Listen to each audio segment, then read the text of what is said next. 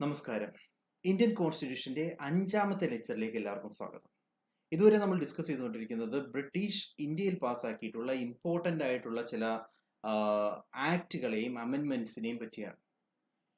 ഇതുവരെ നമ്മൾ കമ്പനി റൂളുമായി ബന്ധപ്പെട്ട് 8 ഇമ്പോർട്ടന്റ് ആക്ടുകളും ക്രൗൺസ് റൂളുമായി ബന്ധപ്പെട്ട് 2 ഇമ്പോർട്ടന്റ് ആക്ടുകളും ഡിസ്കസ് ചെയ്തു.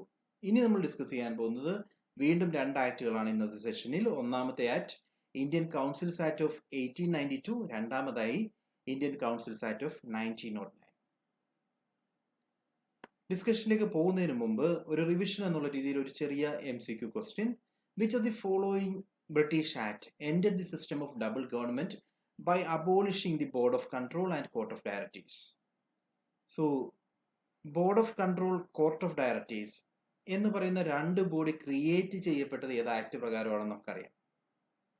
അത് 1784ലാണ്. 1784 പാസ്സാക്കിയ Pitt's India act. Pitt's India act already ഉണ്ടായിരുന്ന കോർട്ട് ഓഫ് ഡയറക്ടേഴ്സ് കൂടാതെ പുതിയൊരു ബോഡി കൂടി ഈസ്റ്റ് ഇന്ത്യ കമ്പനിക്ക് വേണ്ടി ക്രിയേറ്റ് ചെയ്തു. ആ ബോഡിയുടെ പേരാണ് ബോർഡ് ഓഫ് കൺട്രോൾ.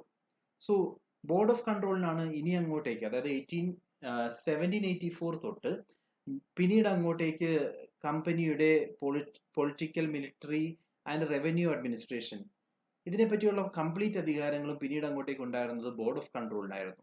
അതേസമയം കോർട്ട് ഓഫ് ഡയറക്ടേഴ്സിന്റെ അധികാരങ്ങൾ കൊമേഴ്ഷ്യൽ ആക്ടിവിറ്റീസിലേക്ക് മാത്രമായിട്ട് ചുരുക്കി.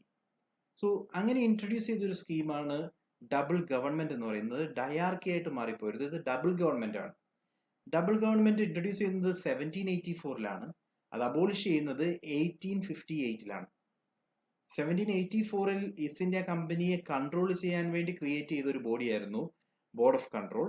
ആൻഡ് 1858 ഈസ്റ്റ് ഇന്ത്യ കമ്പനി ഇല്ലാതാകുമ്പോൾ പിന്നീട് ബോർഡ് ഓഫ് കൺട്രോൾ എന്ന് പറയുന്നതോ അല്ലെങ്കിൽ കോർട്ട് ഓഫ് ഡയറക്ടേഴ്സ് എന്ന് പറയുന്ന ബോഡിക്കൊന്നും യാതൊരു സിഗ്നിഫിക്കൻസും ഇല്ല. അങ്ങനെ ക്രൗൺ ഭരണം ഏറ്റെടുക്കുന്നതോടുകൂടി ഈ പറയുന്ന ഡബിൾ ഗവൺമെന്റ് സിസ്റ്റം മൊത്തമായിട്ട് ഇല്ലാതായി. സോ പാസ്സാക്കിയ act government of India act 1858 ആണ്. Answer A, government of India act 1858. Okay, നമുക്ക് ഇന്ന് ഡിസ്കസ് ചെയ്യാനുള്ള ആദ്യത്തെ topic Indian councils act of 1892. Indian councils act of 1892 നമുക്ക് ഓൾറെഡി അറിയാം. 1885 ഇന്ത്യൻ നാഷണൽ കോൺഗ്രസ് സ്ഥാപിച്ചു. അതോടൊപ്പം തന്നെ ഒരു enlightened class of Indians create ചെയ്യപ്പെട്ടു. അതായത് എഡ്യൂക്കേറ്റഡ് ആയിട്ടുള്ള ഒരു ഇന്ത്യൻ ഗ്രൂപ്പ് ക്രിയേറ്റ് ചെയ്യപ്പെടുന്നു. അതുകൊണ്ട് തന്നെ അവരുടെ അവകാശങ്ങൾ ചോദിക്കാനും അവരുടെ അവകാശങ്ങൾക്കായി സമരങ്ങൾ നയിക്കാനും ഏബിൾ ആയിട്ടുള്ള ഒരു ഗ്രൂപ്പ് വന്നപ്പോൾ ബ്രിട്ടീഷിന് ഇന്ത്യൻസിന് വേണ്ടി എന്തെങ്കിലും ചെയ്താൽ മാത്രമേ പിടിച്ചു നിൽക്കാൻ പറ്റൂ എന്നുള്ളൊരു സിറ്റുവേഷനായി. അതിന്റെ ബേസിലാണ് ഇന്ത്യൻ കൗൺസിൽസ് ആക്ട് ക്രിയേറ്റ് ചെയ്യപ്പെടുന്നത്. സോ രണ്ടാമത്തെ ഇന്ത്യൻ കൗൺസിൽസ് ആക്ട് ആണ് 1892 പാസ്സാക്കുന്നത്. ആദ്യത്തെ ആക്ട് പാസ്സാക്കിയത് 1861ലാണ്. ഓക്കെ, 1892 ആക്ടിന്റെ 3 ഇമ്പോർട്ടന്റ് ഫീച്ചേഴ്സ് ആണ് നമുക്ക് കാണാവുന്നത്. ഒന്നാമത്തെ ഫീച്ചർ, നോൺ ഒഫീഷ്യൽ മെമ്പേഴ്സ്. കൗൺസിലിൽ ഉണ്ടായിരുന്ന നോൺ ഒഫീഷ്യൽ മെമ്പേഴ്സ് എന്ന് പറയുന്നത് ഇന്ത്യൻ മെമ്പേഴ്സിനെയാണ്. ഇന്ത്യൻ മെമ്പേഴ്സിനെ ഉൾപ്പെടുത്താൻ തീരുമാനിക്കുന്നത് കഴിഞ്ഞ ആക്ടിലാണ്. സോ കഴിഞ്ഞ ആക്ട് ക്രിയേറ്റ് ചെയ്ത നോൺ ഒഫീഷ്യൽ മെമ്പേഴ്സിന്റെ എണ്ണം ഈ ആക്ടിൽ കൂട്ടുന്നു. അതായത് 16 പേരായിട്ടാണ് സെൻട്രലിൽ അത് കൂട്ടുന്നത്. സോ നോൺ ഒഫീഷ്യൽ മെമ്പേഴ്സിന്റെ എണ്ണം കൂട്ടുന്നുണ്ടെങ്കിലും ഒഫീഷ്യൽ മെജോറിറ്റി മെയിൻറ്റെയിൻ ചെയ്തിരിക്കുന്നു.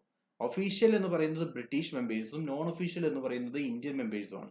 ഇന്ത്യൻ മെമ്പേഴ്സിന്റെ എണ്ണം കൂട്ടുന്നുണ്ട്, വേറസ് ഒഫീഷ്യൽ മെജോറിറ്റി, അതായത് ബ്രിട്ടീഷുകാരുടെ എണ്ണമായിരിക്കും അതിനേക്കാൾ കൂടുതൽ എന്നുള്ള രീതിയിൽ മെജോറിറ്റി ബ്രിട്ടീഷുകാരും മൈനോറിറ്റി ഇന്ത്യൻസുമായിട്ട് കൗൺസിലിലെ മെമ്പർഷിപ്പ് പരിമിതപ്പെടുത്തുമ്പോൾ.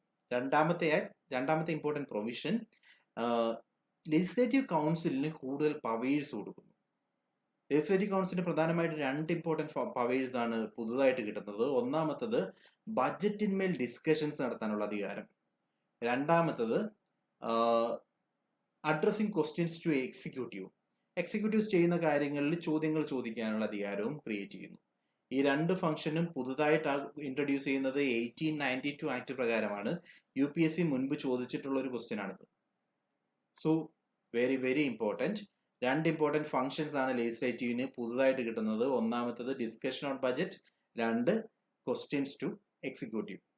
മൂന്നാമത്തെ ഇമ്പോർട്ടന്റ് ഫീച്ചർ, ഇന്ത്യയിൽ ആദ്യമായിട്ട് ഒരു ഇൻഡയറക്റ്റ് ഇലക്ഷന്റെ സിനാരിയോ, ഒരു ഗ്ലിംസ് കാണാൻ സാധിക്കുന്നുണ്ട്. അത് നോമിനേഷനാണ്. ഇന്ത്യൻ മെമ്പേഴ്സിനെ, അതായത് നോൺ ഒഫീഷ്യൽ മെമ്പേഴ്സിനെ വൈസ്രോയി ആയിട്ട് എക്സിക്യൂട്ടീവിലേക്ക് നോമിനേറ്റ് ചെയ്യുന്നു. ഇത് സിമിലർ ടു ഇൻഡയറക്റ്റ് ഇലക്ഷൻ ആയിരുന്നു. പക്ഷേ ഈ ആക്ടിന്റെ ഒരിടത്തും തന്നെ ഇലക്ഷൻ എന്ന് പറയുന്ന വേർഡേ ഉപയോഗിച്ചിട്ടില്ല. അവർ ഉപയോഗിച്ചിരിക്കുന്നത് നോമിനേഷൻ എന്ന് തന്നെയാണ്. ഓക്കെ. എന്നാലും ഇന്ത്യയിൽ ആദ്യമായിട്ട് ഒരു എസെൻസ് ഓഫ് ഇൻഡയറക്റ്റ് ഇലക്ഷൻ കാണുന്നത് ഈ ആക്ട് പ്രകാരമാണ്. സോ 3 ഇമ്പോർട്ടൻറ്റ് പ്രൊവിഷൻസ് ആണ് ഇന്ത്യൻ കൗൺസിൽസ് ആക്ട് 1892 ആയി ബന്ധപ്പെട്ട് നമ്മൾ ഓർത്തിരിക്കേണ്ടത്. ഒന്നാമത്തെ provision, number of non official members കൂടുന്നു, എന്നാലും ഒഫീഷ്യൽ മെമ്പേഴ്സിന്റെ എണ്ണത്തിനേക്കാൾ താഴെയായിരുന്നു. 2, ലെജിസ്ലേറ്റീവ് കൗൺസിലിന്റെ ഫംഗ്ഷൻസ്, 2 പുതിയ ഫംഗ്ഷൻസ് കൂടി ക്രിയേറ്റ് ചെയ്യപ്പെടുന്നു. ഒന്നാമത്തത് ഡിസ്കഷൻ ഓൺ ബജറ്റ് ആണ്. രണ്ടാമത്തത് addressing questions to executive. 3, indirect ഇലക്ഷന്റെ ആദ്യത്തെ ഗ്ലിംസ് കാണുന്നത് ഈ ആക്ട് പ്രകാരമാണ്.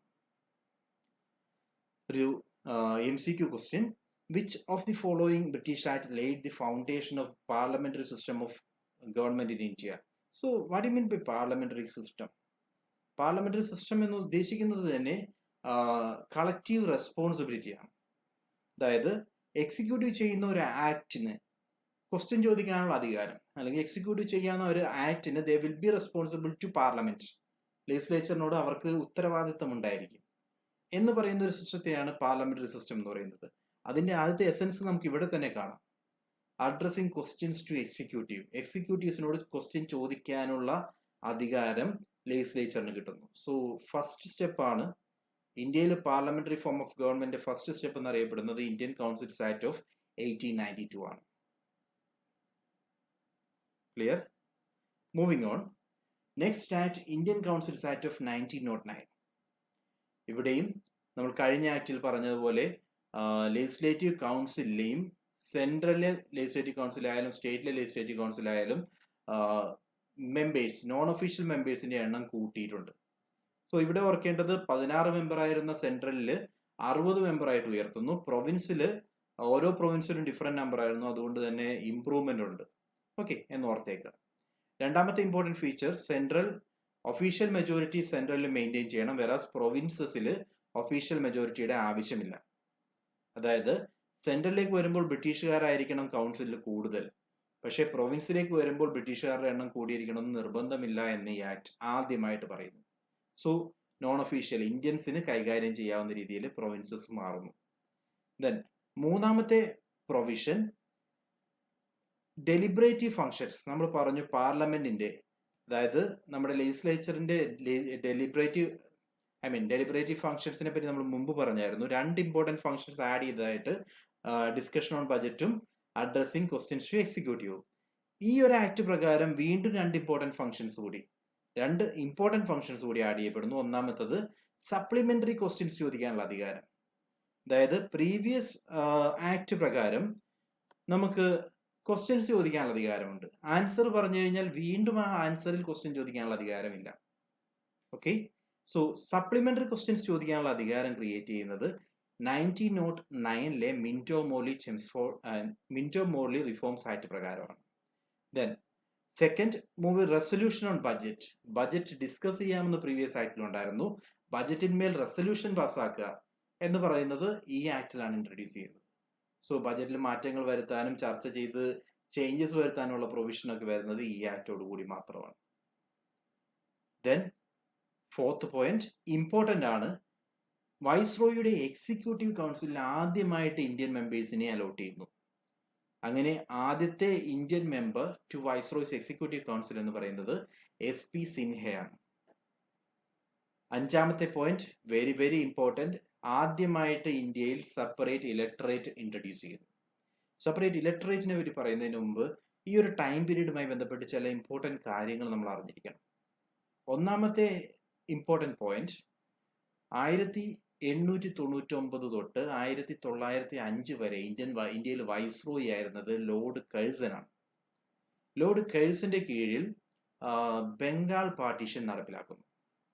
ബംഗാൾ പാർട്ടീഷൻ നടത്തുന്നത് ബംഗാളിലെ 2 ഏരിയ ആയിട്ട് വിഭജിക്കുന്നു. 2 ഏരിയ എന്ന് പറയുന്നത് ഒന്ന് മുസ്ലിം പോപ്പുലേറ്റഡ് ഏരിയയും 2 ഹിന്ദു പോപ്പുലേറ്റഡ് ഏരിയയുമായിട്ടാണ് വിഭജനം നടത്തുന്നത്. അന്ന് ബ്രിട്ടീഷ് പറഞ്ഞത് ഒരു അഡ്മിനിസ്ട്രേറ്റീവ് കൺവീനിയൻസിന് വേണ്ടി വിഭജിക്കുന്നതായിട്ടാണ്. എന്നാൽ അത് പ്യുവർലി കമ്മ്യൂണൽ ലൈൻസിൽ ഇന്ത്യയെ വിഭജിക്കുക എന്നുള്ള ലക്ഷ്യത്തോടു കൂടിയായിരുന്നു. ഡിവൈഡ് ആൻഡ് റൂൾ എന്ന് പറയും, വിഭജിച്ച് ഭരിക്കുക എന്നുള്ളൊരു സ്ട്രാറ്റജിയോട് കൂടിയാണ് അദ്ദേഹം അന്നത് ചെയ്തത്. ആ ഒരു ആക്ടോട് കൂടി ഇന്ത്യയിൽ ആദ്യമായിട്ട് കമ്മ്യൂണലിസം എന്ന് പറയുന്ന ഒരു ഫീച്ചർ എമർജ് ചെയ്തു. എന്തുകൊണ്ടാണെന്ന് വെച്ച് കഴിഞ്ഞാൽ ആ ഒരു ആക്ടോട് കൂടി എന്ന് ഞാൻ വീണ്ടും വീണ്ടും ഊന്നി പറയാനുള്ള റീസൺ ഇതാണ്. 1905 മുമ്പായിട്ട് നമുക്ക് കമ്മ്യൂണൽ ഓർഗനൈസേഷൻ അത്രയും വർക്ക് ചെയ്തു, അല്ലെങ്കിൽ അത്രയും വലിയ രീതിയിൽ ഇന്ത്യയിൽ വർക്ക് ചെയ്തു എന്ന് പറയാൻ പറ്റില്ല. 1905 കഴിയുമ്പോൾ ഇന്ത്യയിൽ വിഭജനം എവിഡന്റ് ആണ്. 1906 ഇന്ത്യൻ നാഷണൽ മുസ്ലിം ലീഗ് ഫോം ചെയ്യുന്നു. പിന്നീട് അങ്ങോട്ടേക്ക് മുസ്ലിം ലീഗ് മറ്റൊരു വിങ്ങായിട്ട് ഇന്ത്യൻ നാഷണൽ കോൺഗ്രസിന്റെ തന്നെ ഉള്ളിൽ തന്നെയും പിന്നീട് മാറി നിന്ന് 2 വിങ് ആയിട്ട് ആക്ട് ചെയ്യാൻ തുടങ്ങുന്നു. അതോടുകൂടി ബ്രിട്ടീഷിന്റെ കയ്യിൽ കിട്ടിയ ഒരു എക്സ്ട്രാ ടൂളാണ് ഈ വിഭജനം. അതായത് കമ്മ്യൂണലിസം ബ്രിട്ടീഷ് ആയിട്ട് അംഗീകരിക്കുന്ന ആക്ട് ആണ് കൗൺസിൽസ് ആക്ട് ഓഫ് 1909. അതുകൊണ്ട് ഈ ആക്ടിനെ നമുക്ക് വിളിക്കാം legislation of communalism or communal legislation എന്ന് നമുക്ക് വിളിക്കാം. ബിക്കോസ് ആദ്യമായിട്ട് കമ്മ്യൂണൽ ലൈൻസിൽ റിസർവേഷൻ ക്രിയേറ്റ് ചെയ്യുന്നു. അതായത് സെപ്പറേറ്റ് ഇലക്ടറേറ്റ് എന്ന് പറഞ്ഞാൽ അതാണ്. മുസ്ലിംസ് മത്സരിക്കുന്ന ഒരു റീജിയൻ ആണെങ്കിൽ അവിടെ വോട്ട് ചെയ്യാനുള്ള അധികാരം മുസ്ലിംസിന് മാത്രമാണ്. മറ്റ് മൈനോറിറ്റി വരുന്ന ഇൻഡിവിജ്വൽസിന് വോട്ട് ചെയ്യാനുള്ള അധികാരം പോലും ഇല്ല എന്നാണ് ഈ സെപ്പറേറ്റ് ഇലക്ടറേറ്റ് പറയുന്നത്. ഓക്കെ, സോ സെപ്പറേറ്റ് ഇലക്ടറേറ്റ് ആദ്യം കൊടുക്കുന്നത് മുസ്ലിംസിനാണെങ്കിലും അടുത്ത ആക്ടുകൾ പ്രകാരം അത് മറ്റ് മൈനോറിറ്റീസിനും കൊടുക്കാൻ തുടങ്ങുന്നു. ഇതോടുകൂടി ഇന്ത്യയിലുള്ള വിഭജനം, ഡിവൈഡ് ആൻഡ് റൂൾ എന്ന് പറയുന്ന സ്ട്രാറ്റജി കൂടുതലായിട്ട് വർക്ക് ചെയ്യാൻ തുടങ്ങുന്നു. അതിനെല്ലാത്തിനെയും സ്റ്റാർട്ടിംഗ് പോയിന്റ് എന്ന് പറയുന്നത് ഇന്ത്യൻ കൗൺസിൽസ് ആക്ട് ഓഫ് 1909 ആണ്. സെപ്പറേറ്റ് ഇലക്ടറേറ്റ് മുസ്ലിംസിന് കൊടുത്തപ്പോൾ സെപ്പറേറ്റ് റെപ്രസെന്റേഷൻ പ്രസിഡൻസി കോർപ്പറേഷനും ചേംബർ ഓഫ് കൊമേഴ്സിനും യൂണിവേഴ്സിറ്റിക്കും സമീന്ദാഴ്സിനും കൊടുത്തിട്ടുണ്ട്. സോ ഇത്രയുമാണ് ഇന്ത്യൻ കൗൺസിൽസ് ആക്ട് 1909 ഇമ്പോർട്ടൻ്റ് ആയിട്ടുള്ള പോയിന്റ്സ്. ഞാൻ ഒന്നുകൂടി റിപ്പീറ്റ് ചെയ്യാം.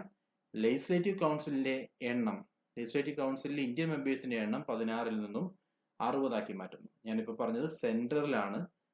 പ്രൊവിൻസസിലേക്ക് വരുമ്പോഴും അത് ഇംപ്രൂവ് ചെയ്തിട്ടുണ്ട്. ഓരോ പ്രൊവിൻസിലും നമ്പർ ഡിഫറൻ്റ് ആയിരുന്നു. So increase is there. Then സെൻട്രലിൽ ഒഫീഷ്യൽ മെജോറിറ്റി മെയിൻറ്റെയിൻ ചെയ്യണം. അതായത് ബ്രിട്ടീഷുകാരായിരിക്കും കൂടുതൽ, ഇന്ത്യക്കാർ കുറവായിരിക്കും. പ്രൊവിൻസസിൽ അങ്ങനെ ഒരു നിയമവും ഇല്ല. അതായത് നോൺ ഒഫീഷ്യൽ മെജോറിറ്റി മതി, ഇന്ത്യൻസിന് കൂടുതൽ ആകാം ഒഫീഷ്യൽസിനേക്കാളും, ബ്രിട്ടീഷുകാരെക്കാളും. ദെൻ ഡെലിബറേറ്റീവ് ഫംഗ്ഷൻ, ലെജിസ്ലേറ്റീവ്സിന്റെ 2 അഡീഷണൽ പവേഴ്സ് കൂടി വരുന്നു. അതായത് ഒന്നാമത്തത് സപ്ലിമെന്ററി ക്വസ്റ്റ്യൻസ് ചോദിക്കാനുള്ള അധികാരം, രണ്ടാമത്തത് ബജറ്റിന്മേൽ റെസൊല്യൂഷൻ പാസ്സാക്കാനുള്ള അധികാരം. ദെൻ ആദ്യമായിട്ട് വൈസ്രോയുടെ എക്സിക്യൂട്ടീവ് കൗൺസിലിലേക്ക് ഇന്ത്യൻ മെമ്പറെ ആഡ് ചെയ്യപ്പെടുന്നു. SP സിൻഹയാണ് ആഡ് ചെയ്യപ്പെട്ടത്. SP സിൻഹ ലോ മെമ്പർ എന്നുള്ള രീതിയിലാണ്, നിയമവുമായി ബന്ധപ്പെട്ട ലോ മെമ്പർ എന്നുള്ള രീതിയിലാണ് എക്സിക്യൂട്ടീവ് കൗൺസിലിലേക്ക് ആഡ് ചെയ്യപ്പെട്ടത്. Then separate electorate, communal electorate എന്ന് വിളിക്കും, ഫോർ മുസ്ലിംസ് ക്രിയേറ്റ് ചെയ്യപ്പെടുന്നു. ആൻഡ് ഇങ്ങനെ ഒരു പ്രൊവിഷൻ ക്രിയേറ്റ് ചെയ്യുന്നതോടുകൂടി ഇന്ത്യയിലെ ഫാദർ ഓഫ് കമ്മ്യൂണൽ ഇലക്ടറേറ്റ് അന്നത്തെ വൈസ്രോയി ആയിരുന്ന മിന്റോ ആ പേരിൽ അറിയപ്പെടാൻ തുടങ്ങി. ഓക്കെ, സോ ഈ ആക്ടിനെ മിന്റോ മോർലി റിഫോംസ് ആക്ട് എന്ന് കൂടി വിളിക്കും. മിന്റോ എന്ന് പറയുന്നത് അന്നത്തെ വൈസ്രോയും, മോർലി എന്ന് പറയുന്നത് ആ ടൈമിലെ സെക്രട്ടറി ഓഫ് സ്റ്റേറ്റുമാണ്. സോ അതിന്റെ പേരിൽ ഇത് മിന്റോ മോർലി റിഫോംസ് ആക്ട് എന്ന് കൂടി അറിയപ്പെടും. സോ സെപ്പറേറ്റ് ഇലക്ടറേറ്റ് ഇൻട്രൊഡ്യൂസ് ചെയ്യുന്നു, സെപ്പറേറ്റ് റെപ്രസെന്റേഷൻ ഇൻട്രൊഡ്യൂസ് ചെയ്യുന്നു. സോ ഇതെല്ലാം ഈ ആക്ടിന്റെ പ്രൊവിഷൻസ് ആണ്. സോ ഇന്ന് നമ്മൾ ഡിസ്കസ് ചെയ്ത 2 ടോപ്പിക്സ് ആണ് വരുന്നത്. ഒന്ന് Indian councils act of 1892, 2 Indian councils act of 1909. Provisions വായിച്ചു നോക്കുക. If there is any doubt just comment ബോക്സിൽ ഇടുക, നമ്മൾ അതിനെപ്പറ്റി കൂടുതലായിട്ട് ഡിസ്കസ് ചെയ്യും. Thank you.